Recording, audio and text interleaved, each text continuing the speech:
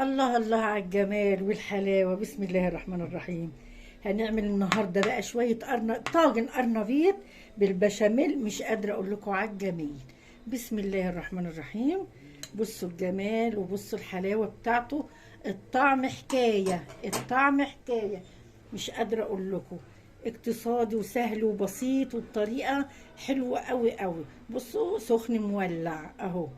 ايه رأيكم؟ يلا نشوف هنعمل طاجن القرنبيط ده ازاي يا حبايبي.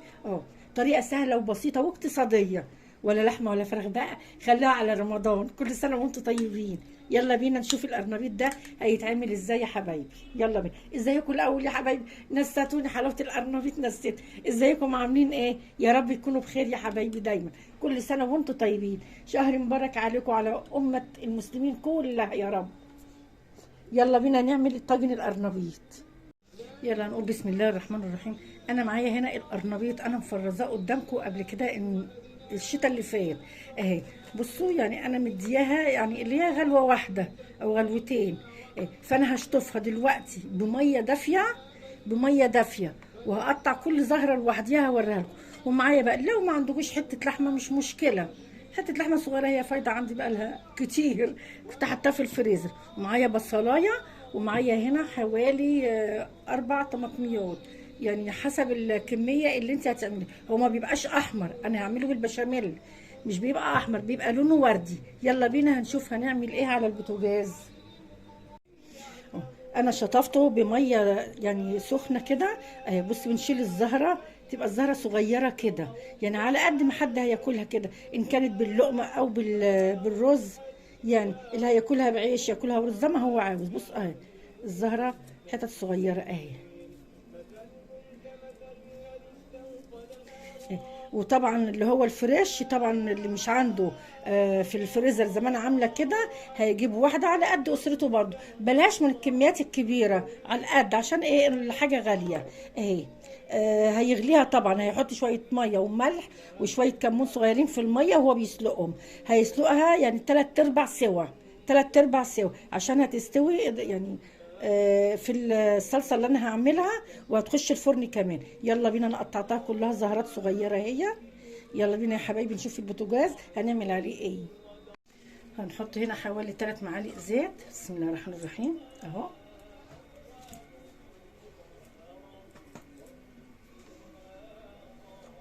ومعايا هنا بصلايه متوسطه اهي. بسم الله الرحمن الرحيم.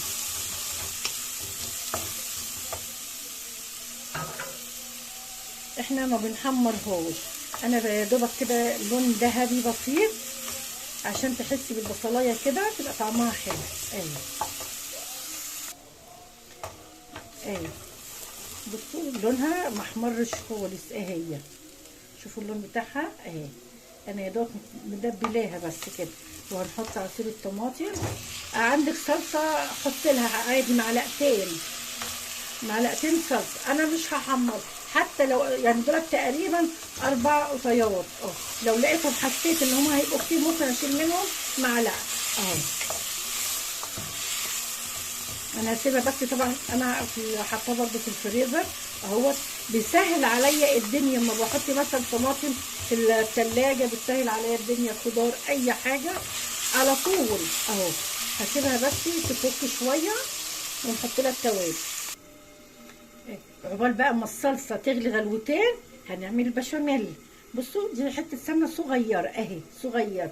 مش عايزين تحطوها ما تحطوهاش، انا هحط زيت بس عشان تديها طعم حلو وريحه حلوه اهي.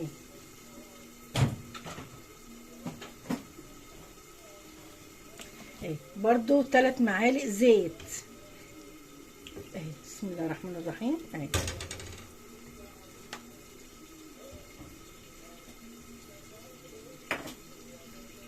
3 معالق زيت اهي، وحته سمنه صغيره يعني هي تقريبا نص معلقه سمنه هي، بس عشان تديها ريحه طيبه كده وحلوه اهي.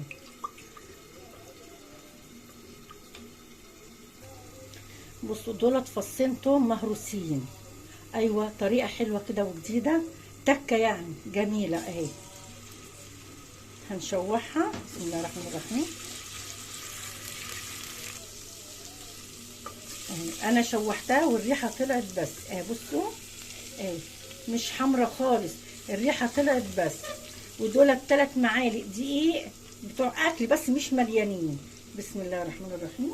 اهي هنحمرهم في الزيت كده اهي، لازم نحمرهم ونسويهم قوي اهي. الريحه بتاعت التوم هتخلي البشاميل روعه اهي. يا سلام عليكي يا ميمي، الريحه جميله جدا. انا مش عايزه البشاميل تقيل، انا مش عايزاه تقيل، انا عايزاه كده يعني اكني ايه، انا عامله القرنبيط بالصوص الابيض، ولا هو تقيل ولا هو خفيف. بسم الله الرحمن الرحيم. دولت عندي 3 كوبايات لبن. بسم الله الرحمن الرحيم اهي.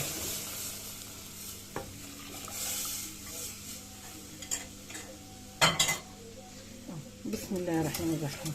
طبعا ايدك فيه على طول، ما بتسيبيش البشاميل اهي.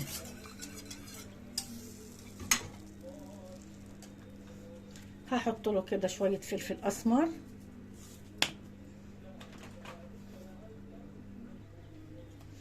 وشويه ملح. بصوا ربع معلقه، عشان انا هحط في قلب البتاع ده القرنبيط يعني.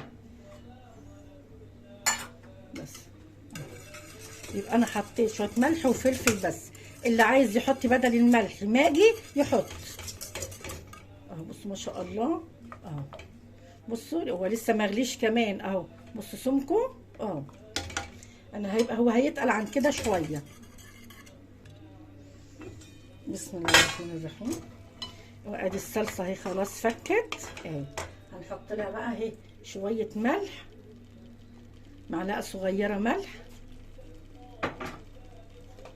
بسم الله الرحمن. شويه كمون، كمون بيحب القرنبيط والقرنبيط بيحبه اهي. وشويه فلفل اسمر، زياده عن كده لا اهو.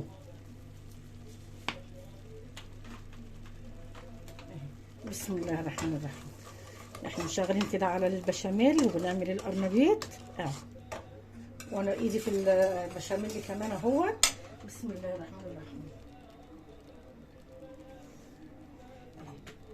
احنا قلنا بقى هي اللحمه ما فيهاش، اللحمه مش اساسي فيها، بس انا عندي حته وصغيره ومش هتنفع صينيه مكرونه ولا اي حاجه. والله مركونه عندي بقى لها فتره كبيره اهي. بسم الله الرحمن الرحيم اهي. هي كانت في الفريزر برضو اهي. هخليها بقى تفك كده، تاخد تشويحه مع الصلصه اهي. كوبايه ميه بس اهي. بسم الله الرحمن الرحيم اهي.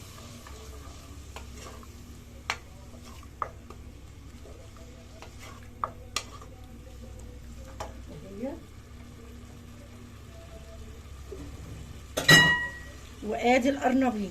بسم الله الرحمن الرحيم.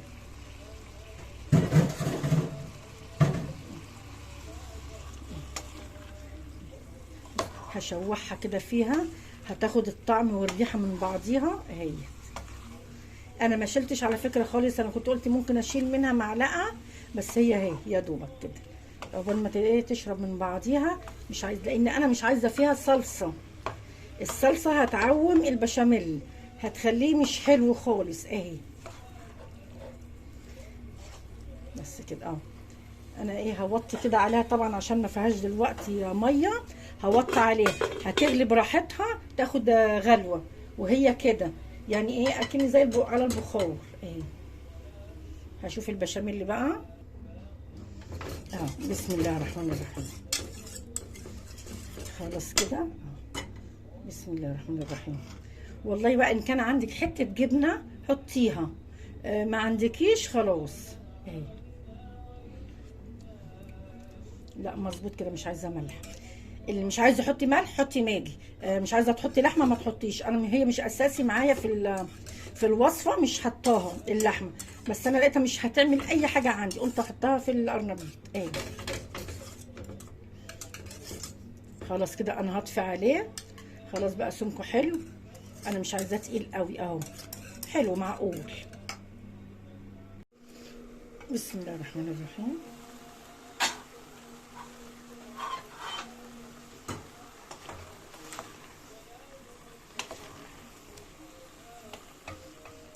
خالص بصوا ما فيهوش خالص اهي، فيها الصلصه بصوا خالص، هي حاجات بسيطه قوي اللي هي يكون نازله منها بس من القرنبيط الميه. خلاص هي كده استوت، هدفع عليها.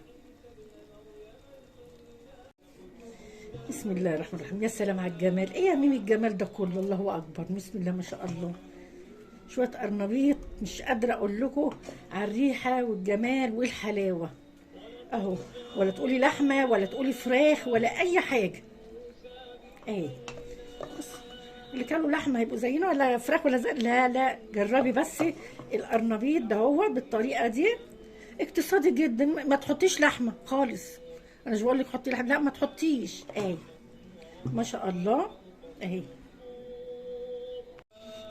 بسم الله الرحمن الرحيم. نحط كده ايه البشاميل اهو، بسم الله الرحمن الرحيم، بالحله كده اهو اهي.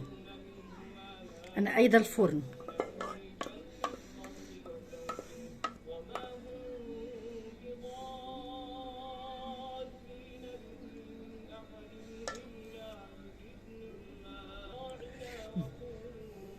بصوا بقى بطرف المعلقه كده، وحاولوا يعني ينزل شويه كده منه اهو. شوفوا زي ما انا بعمل كده اهي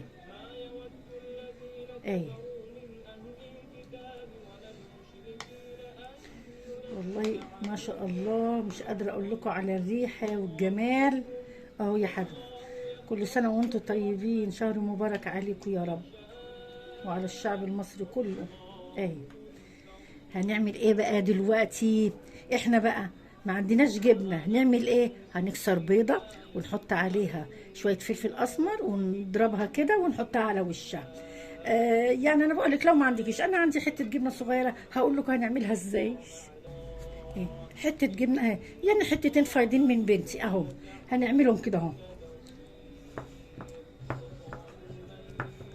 نخرطهم خالص كده اهو، نقطعهم حتت صغيره. والله لو هي حتت قطع بنبشرها بالمبشره، لكن هي عشان حتت هي شارياها كده اهي، هنقطعها خالص ننعمها. ننعمها خالص، طبعا بالمبشره هتبقى احسن، وممكن بالمخرطه كمان اهي، عشان هي بس شاريه كده، باين جايبه ب5 جنيه ولا ايه اهي اهي. عمل السندوتش وخدت منها حته نحطها عليه.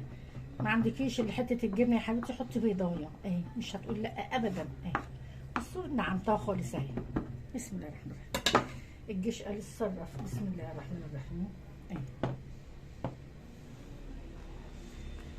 يا سلام، مش قادره اقول لكم والله الجمال والريحه بتاعتها عامله ازاي اهي. انا هحطها على في الفرن بقى يا حبايبي، وهوريها لكم بعد ما تطلع. ادي يا حبايبي الصينيه بعد ما طلعت من الفرن، بصوا ما شاء الله عليها. بصوا جمالها. انا ما قدتش الشوايه، الفرن طبعا كان سخن، انا حطيته على الرف الوسطاني على 200 البوتاجاز.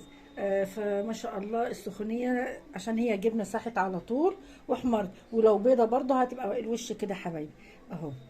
جميله واقتصاديه وحلوه قوي قوي، طعمها جميل، تتاكل بعيش تتاكل برز زي ما انتوا عايزين. يلا يا حبايبي، ان عجبكم الفيديو بقى ما تنسونيش في اللايك الجميل بتاعكم. السلام عليكم ورحمه الله وبركاته.